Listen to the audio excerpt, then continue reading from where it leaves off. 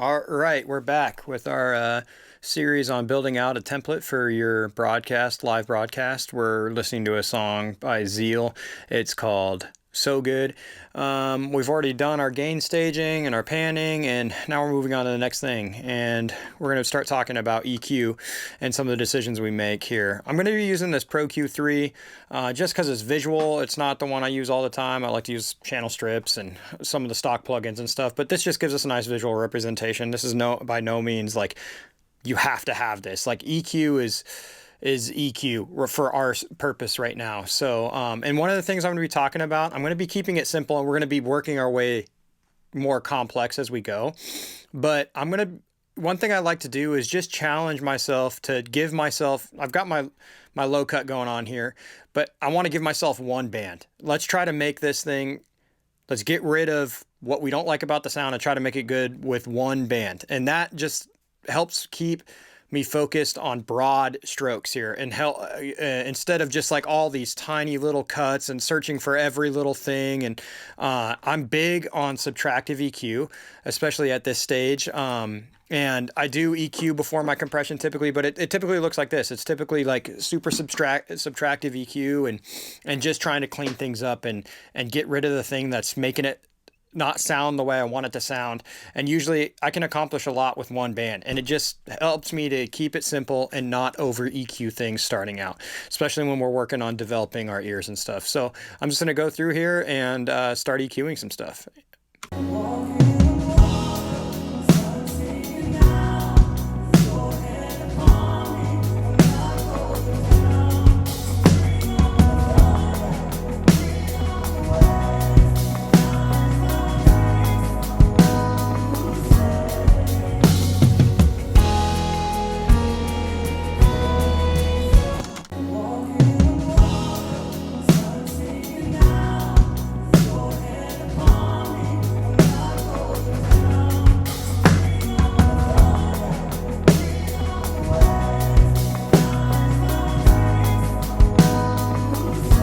So yeah, here you can really, by boosting it, I can make the snare sound bad, and when I find where it's like sounding the worst, and I can find out what's really taking away from the sound that I want from the snare. So like, check this out when this is boosted.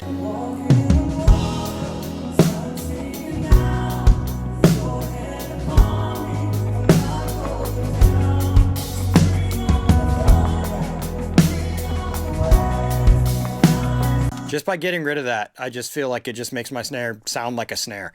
And I can be pretty aggressive with it. This is minus 6 dB. I'm not really not trying to just like absolutely get it, but I will if I have to. But mostly I'm just listening for when it starts to sound the way I want it to sound and less kind of like masked in a way. This is going to get annoying trying to find these toms, but here's a tom part. So we're just going to repeat that and go looking.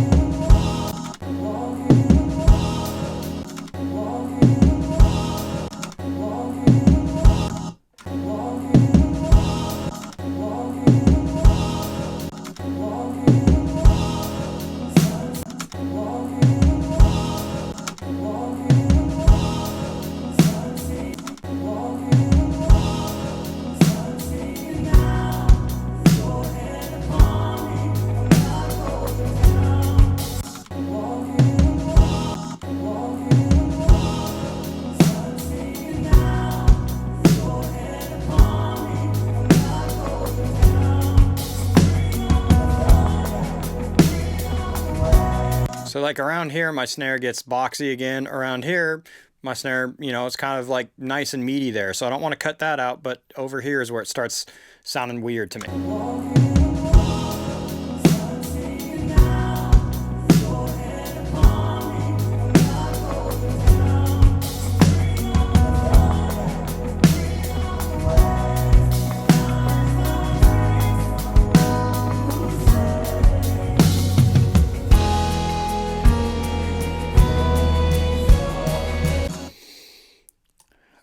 My bass is already low cut on the bass all right here, so that's why you don't see a low cut here, but yeah.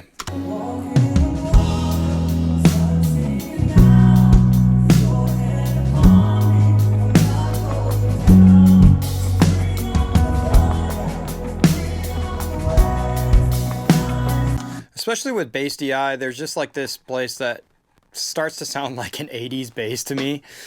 Just sounds super DI and I'm kind of looking for that. Also, it's like a build up, you know, you can really feel that note pop out and stuff right here. So I like this one to just be a little more gentle.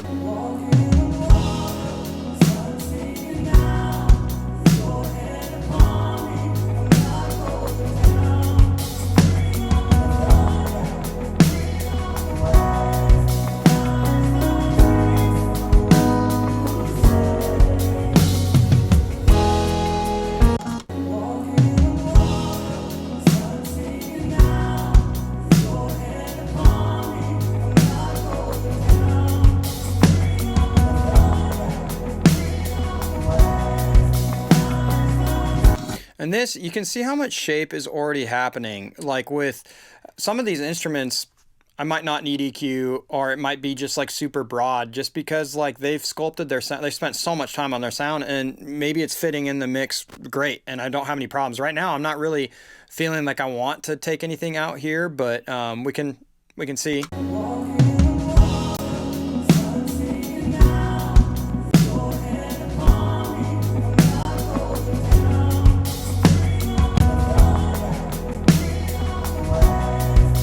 Maybe there, but that's like pretty note specific. And in that case, I might do something like a dynamic EQ, you know, like, hey, it's really not a problem most of the time.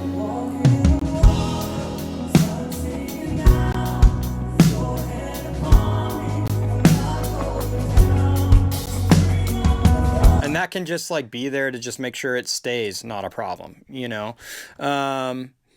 And then we EQ'd our rooms last time. Again, I kind of search where the presence of the vocal is and kind of pull it out so that when I have my vocal in, that can be occupying all that space and not being like too masked or anything by that.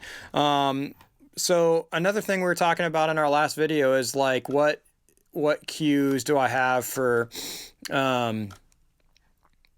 problems I start running into. Like we were talking about my overheads, and a clue that it gives me is I was kind of fighting my hi-hat level, and even when I muted this, my hi-hat was still pretty loud. So I'm going to solo up these drums here.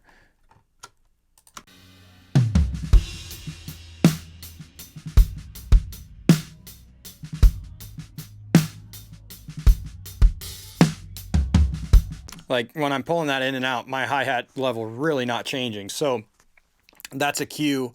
I'm going to use gates, right? And this will help cut that down. And I want to try to be as subtle as possible. I kind of like these channel strip ones. They sound pretty dang good. Let's see if we can't get something going here and change it to gate.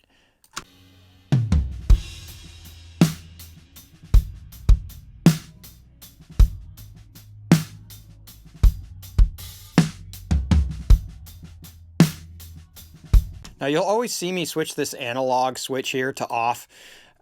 It's a pet peeve of mine. Like a lot of this analog stuff is not actually making it sound analog. It's just adding noise. And I don't ever want noise. I don't think that if I'm going to add noise, I'll add it myself, but I don't need it in this. That kind of stuff adds up, especially when we start jacking things up with limiters and everything else like that. I'm always turning that off because I don't want noise. And so, yeah, let's get my toms starting to get gated here. Same thing, just kind of start here.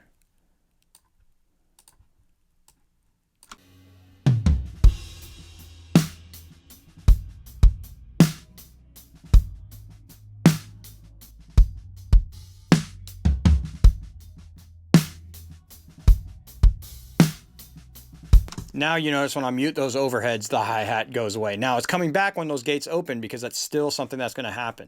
Tons of products that like eliminate that and stuff, but sometimes, you know, maybe it'll be a problem as I start compressing more and everything else like that. And it's just, again, we're just massaging, and you're always making sacrifices when you do things. And it's about balancing out those sacrifices and knowing that I'm going to be dealing with something like maybe my hi-hat exploding when my gates open and everything else like that. And maybe there's another tool like adding samples or something that can help me massage that a little bit more. But it is something I want to be aware of. And that's why I'm not just like shutting my gate all the way off at 40. You know, it's like maybe I can even soften this up to like 10.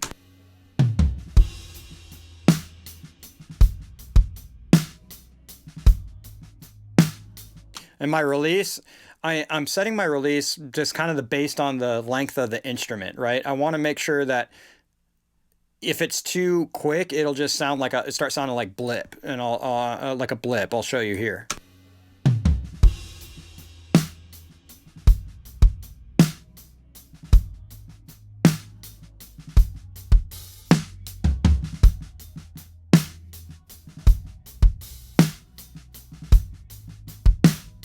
And so I'm just kind of looking for the length of the snare to like fully ring out. And sometimes maybe I do have to just make it quick. You know, again, it's just all about what sacrifices and things I can do here. So maybe I'll land around here. Same thing with my toms. I kind of want the full low end to get through. Let's see. Didn't switch this off here. See how it like really starts clamping down on them, and I don't want that. I want them to stay open and still feel natural.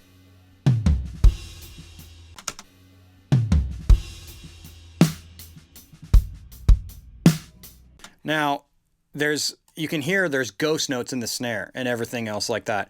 Now, ghost note, when I'm like actually producing this out and we're getting more detailed, I will go through and automate my gates, and I've got tricks for that, and we'll go over that in a future video. But if I set it there, my toms are going to be opening up, my the hi-hat's going to be opening the gate and everything else like that. So I'm going to try to just let the ghost notes come through my overheads. You know, that's what they're there for, and I can still hear them. You know, and as far as when the mix gets built up, maybe that's something I want to address and everything else like that. But again, that's the balancing act. You know, it's like what's important here. I don't want to be getting killed by my hi-hat or my cymbals in my close mics.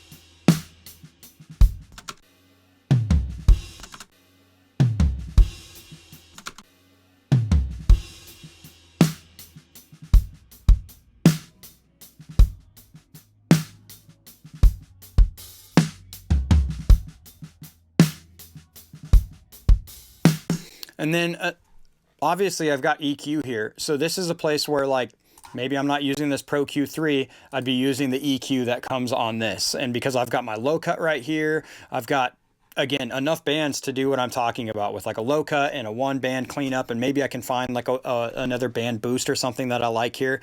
But these channel strips, it's all about efficiency, and they're great for that. It's easier for you to see what I'm doing when I have an EQ that I can show you visually what's going on. You can kind of see some of the stuff going on there. But a lot of the times I would just use this channel strip because it's great, and I'm just trying to clean up EQ, and they can have a sound to them, but that's for later videos. But right now I'm just trying to clean up. I'm trying to get these things gated and go on from there. Let's see where we're at.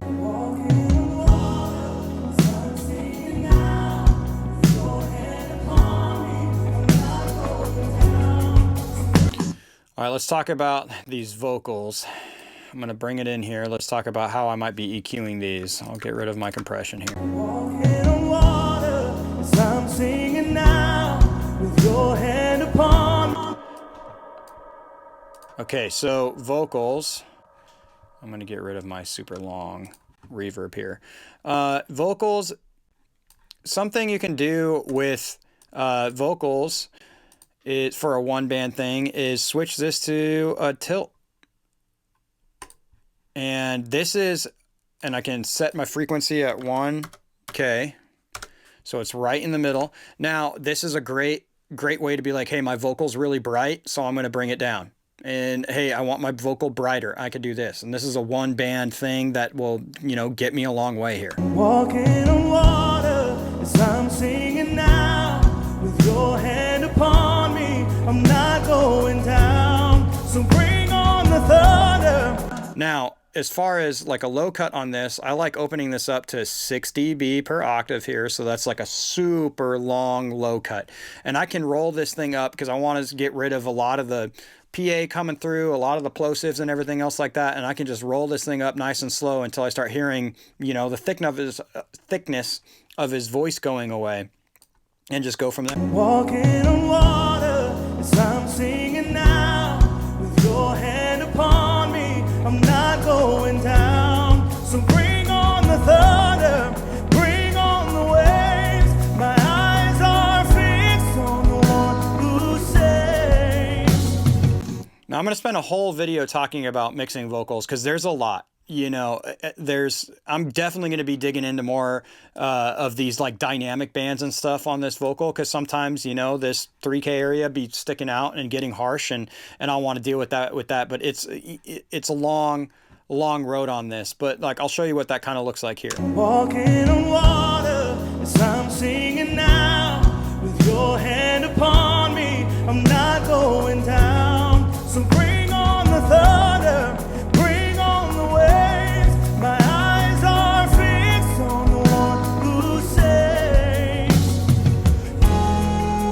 Walking on water as I'm singing now, with your hand upon me, I'm not going down. So bring on the thunder, bring on the waves. My eyes are fixed on the one who saves.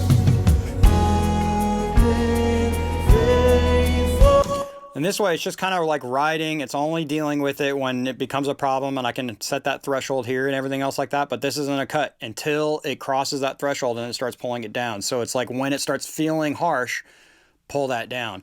There's other tools like Soothe and stuff, but in a broadcast setting, Soothe is tough because it eats up a lot of resources. So Pro Q3 and 0 latency, you got plenty of space to use this thing. And you can also do things like boost and then help it.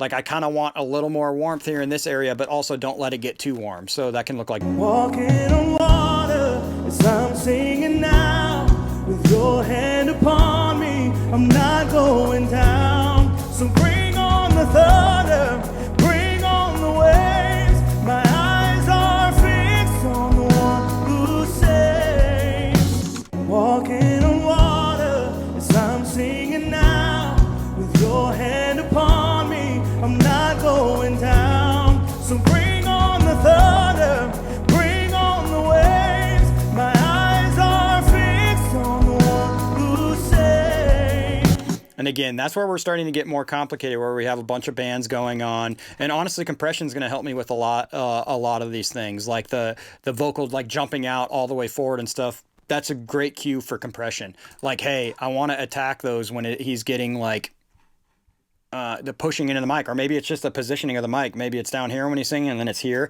I can help smooth that out with compression. Walking on water as I'm singing now, with your hand upon me, I'm not going down. So bring on the thunder, bring on the waves. My eyes are fixed on the one who saves. So that's just helping to even out so that that vocal doesn't jump forward as much. It kind of starts pinning it where it's at. Walking on water as I'm singing now, with your hand upon me, I'm not going down. So bring on the thunder, bring on the waves. So again, I'm just starting to do things that are going to be evening out performance, or evening out like weaknesses of a microphone, or how it's translating in the room and everything else like that. So that's kind of what I'm doing with my first round of with Cleanup EQ. Now, notice that was like broad strokes on my grouped channels here. So now, you know, this can be a starting place, and now I can go in and be like, okay, well, I have a kick in mic and a kick out mic. So, you know, I'm going to get a lot of my low end from my kick out. So why don't I start taking care of helping these mics do jobs that I want them to do here? Walking on water as I'm singing now, with your hand upon me.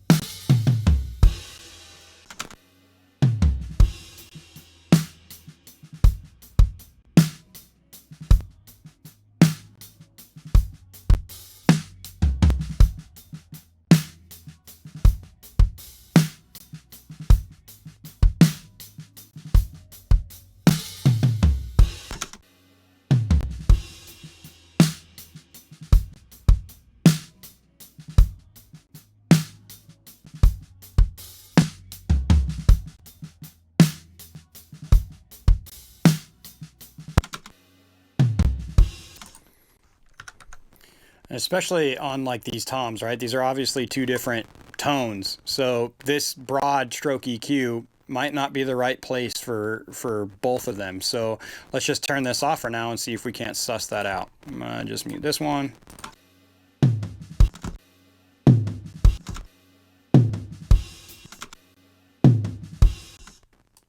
Yeah, off.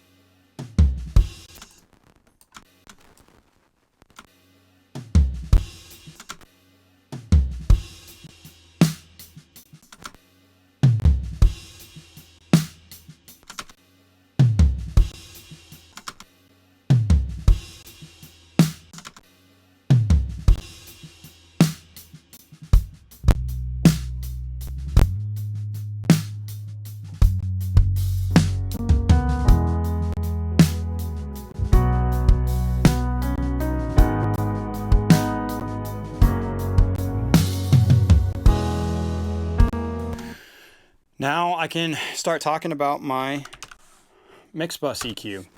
This can be a number of different things. I don't know if my mic was cutting out there, but I like typically mix bus EQ is super broad, super light. This is going to be the least amount that I'm doing. I'm not trying to do any big moves here. I'm trying to clean everything up. And if you notice, like on each track, I'm doing a little bit more, I'm doing a little bit less here, and then really not doing much here. That might be tiny notches here and there, maybe. But this is going to be a super broad stroke, as big as I can get. I'm going to still manage my low end even more here. So maybe set this at like 30. This is my low cut. And then, you know, maybe one thing I notice about translating on my stream, one of the biggest things that I do a lot is I'm constantly listening to the YouTube translation, because a lot of times what's coming out of my speakers is not what it's sounding like on YouTube.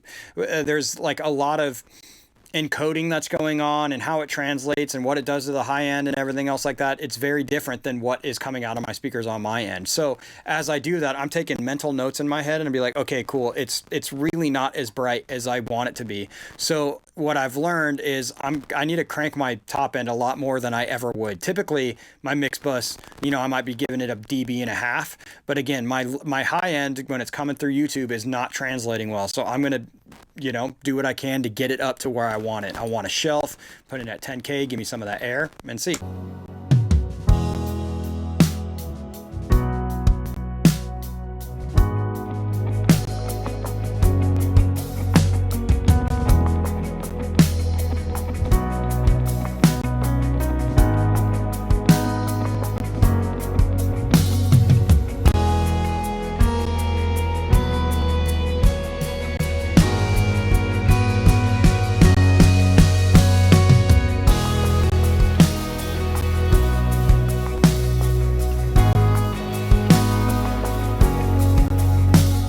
Just super subtle, opening up my top end. A lot of times this stuff is like so subtle on the mix bus, and that's the way you want it. If my mix is falling apart when I get rid of my mix bus, I didn't do enough work on the front end. My mix bus is not there to hold my mix up.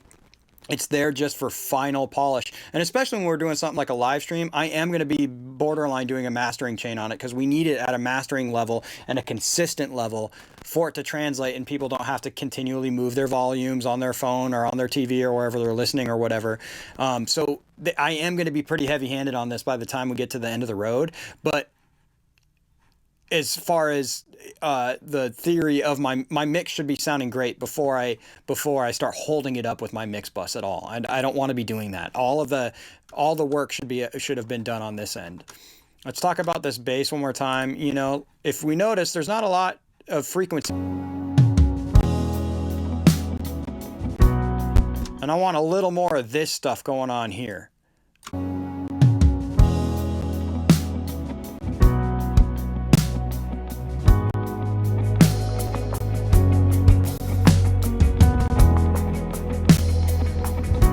If you notice, I have noise here, and again, in the live world, I mean, even in the studio, but there's noise. There might be, especially in guitars or a dirty line or something, and I can just take care of that. There's nothing happening up here that I need from the bass, so I can just cut that out, maybe be a little aggressive with it here, but not. And the other thing is, probably not that big of a deal. I'm not hearing that, but you know, sometimes the noise is happening, and if I'm chasing it down, it's just easy to cut it out.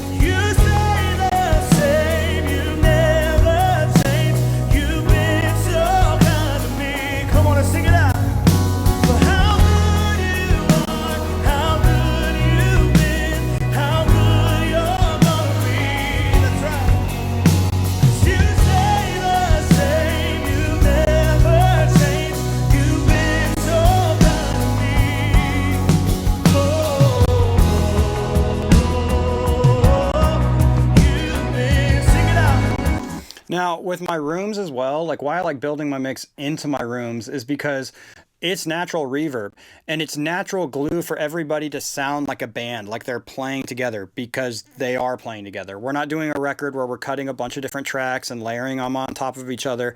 They're playing together. And sometimes I'll even exaggerate this by making a big room verb and sending everything to it and even bringing that up a little bit, because maybe I still have too much separation going on where it doesn't feel like a live thing. And when we're live, everything's interacting with everything. And that's why these room mics are genius for that, because it's capturing exactly that interaction, and I'm capturing my actual room. So it's giving me length. It's filling in the sense of space. And I love that. And I want to utilize as much natural parts of that as I can. Walking on water as I'm singing now with your hand upon me.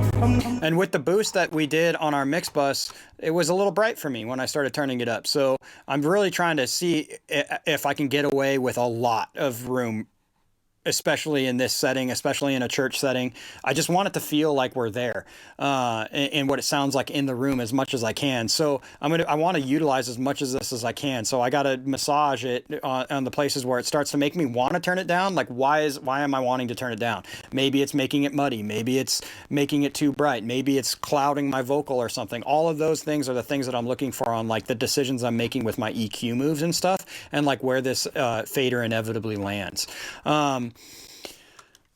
And then, yeah, we're going to talk about compression next, and I'm just going to make a whole video on that. It's an endless topic that is extremely difficult, and honestly, you'll spend so much time changing, and your relationship with compression will endlessly change, and the understanding of it will change. And we're going to go through that, and I'm just going to kind of walk you through my thoughts on the tools I choose and why, and we'll go from there. If you have any questions, just let me know. Thanks for checking this out.